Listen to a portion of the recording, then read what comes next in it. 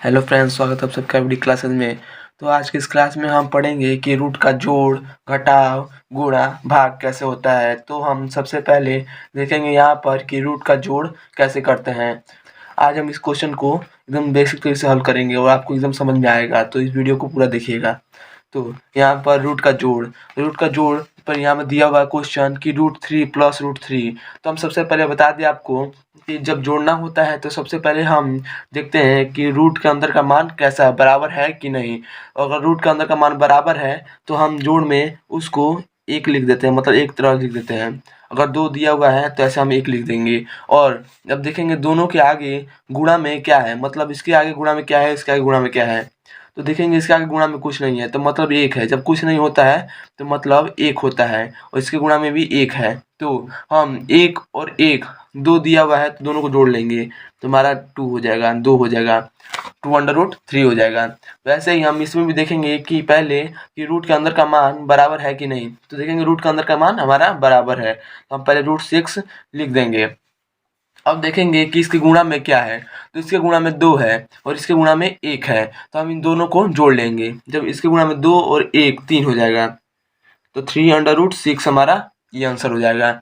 अब इसमें देखेंगे कि अंडर रूट का मान बराबर है कि नहीं। तो देखेंगे रूट के अंदर का मान इसमें बराबर नहीं है। तो हम आपको बता दें कि अगर रूट के अंदर का मान बराबर नहीं होता है तो उसको वैसे का वैसा ही लिख देते हैं। तो यहाँ पर हम 3√5 प्लस 4√6 ऐसा का वैसा ही लिख देंगे।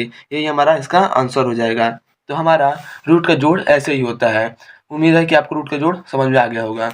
अब देखेंगे कि रूट का घटाव कैसे करते हैं। तो यहाँ पर देखेंगे रूट का घटाव। तो यहाँ पर √2 माइनस √2। अब करेंगे क्या कि देखेंगे जब हमारा √2 और √2 बराबर, मतलब दोनों √2 का अंदर का मान बराबर हो तो हम उसको घटा देते हैं सिंप्लीफाइड तरीके से। जैसे कि यहाँ पर 0 हो जाएगा। अगर इसका मान बराबर है, इसका मान बराबर है तो 0 हो जाएगा। इसके गुणा में देखेंगे 1 है, इसके गुणा में भी 1 है, बराबर है, तो हम उसको घटाएंगे तो हमारा 0 हो जाएगा।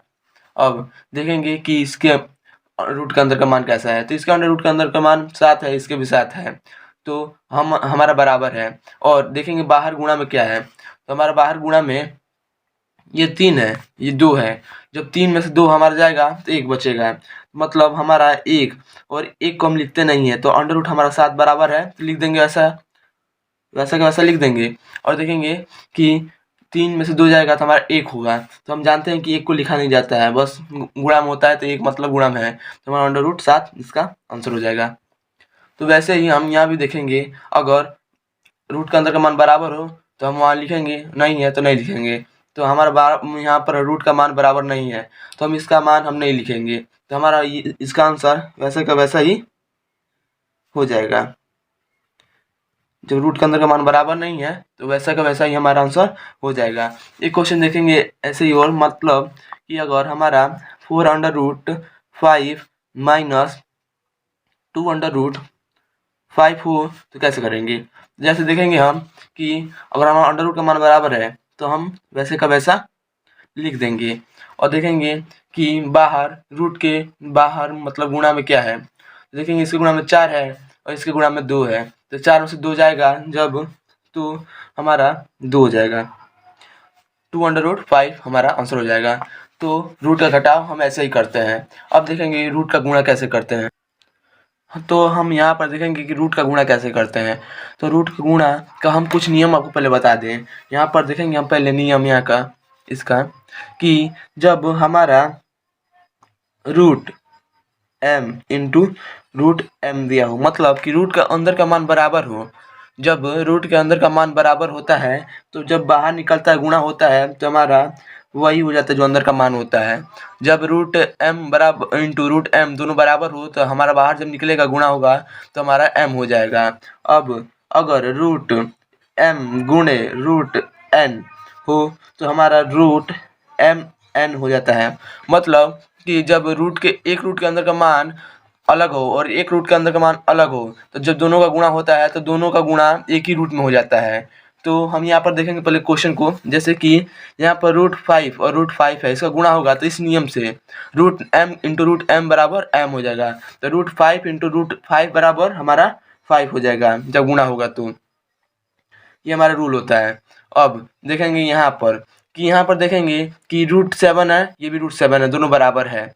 जब दोनों बराबर है तो इसको हम निकालेंगे √m इंटू √m बराबर m हो जाएगा, तो हमारा ये 7 हो जाएगा। और देखेंगे यहाँ पर इसके गुणा में 2 है, जब इसके गुणा में 2 है और इसके गुणा में 1 है और 1 गुणे 2 2 होगा, फिर इसका गुणा में 2 है तो हमारा भी गुणा में 2 हो जाएगा। जब इसके गुणा में 2 है तो हमारा निकलेगा ये भी 7 हो जाएगा और ये 2 हो जाएगा, तो 2 गुणे 7 बराबर हमारा 14 हो जाएगा। तो यहाँ पर हमारा 2 ये 7 √7 और √7 7 हो जाएगा और 2 गुणे 7 बराबर हमारा 14 हो जाएगा। वैसे ही यहाँ पर हम भी देखेंगे कि 3 गुणे 4 हमारा पहले बराबर 12 हो जाएगा। और देखेंगे रूट के अंदर का मान हमारा 2 है, इस रूट के अंदर का मान 3 है। तो इस नियम से √m इंटू √n बराबर √mn, तो हमारा रूट और इसके अंदर 2 गुणे इसके अंदर 3 √mn हो जाएगा। तो हमारा बराबर 12 √6 होगा, हमारा 12 √6 हो जाएगा। पहले हम रूट के बाहर का गुणा कर लेते हैं, फिर उसके बाद रूट के अंदर का गुणा करते हैं। तो ठीक वैसे ही हम यहाँ भी देखेंगे कि हमारा √7 इंटू √9, तो ये हम कैसे करेंगे। तो यहाँ पर देखेंगे कि हमारा √7 है, इस नियम को लगाएंगे, पर अभी नहीं, अभी देखेंगे √9 है। तो √9 का मान हमारा होता है कि 3। जब रूट में से 9 निकलता है तो 3 बचता है, तो हम यहाँ पर 3 लिख देंगे।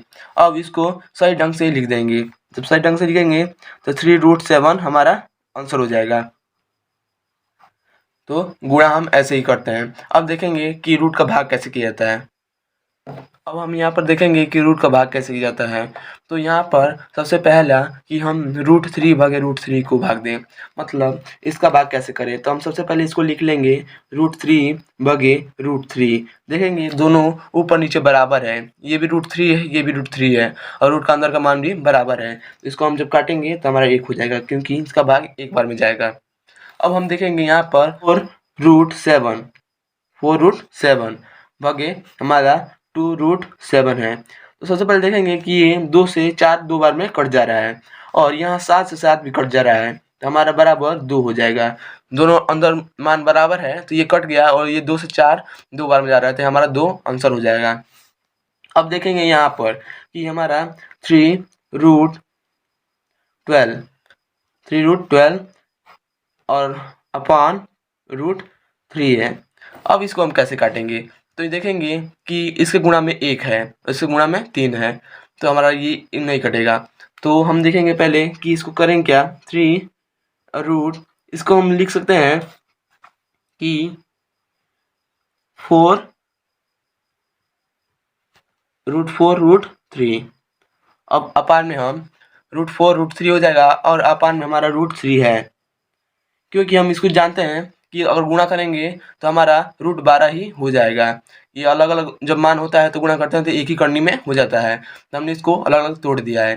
तब √3 से √3 कैंसिल हो जाएगा और लास्टली जो आंसर होगा हमारा 3√4। अब देखेंगे 4 का मान भी हमारा निकल जाएगा, जैसे कि 4 रूट के अंदर 4 रहता है तो उसका मान जब बाहर निकलता है तो 2 रहता है, तो हमारा जब मान निकलेगा बाहर तो ये हमारा 2 हो जाएगा।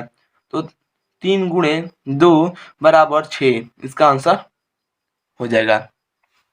अब यहाँ पर एक क्वेश्चन देखेंगे, लास्ट बचा है यहाँ पर ये वाला कि √16, ये √16 बटा √4।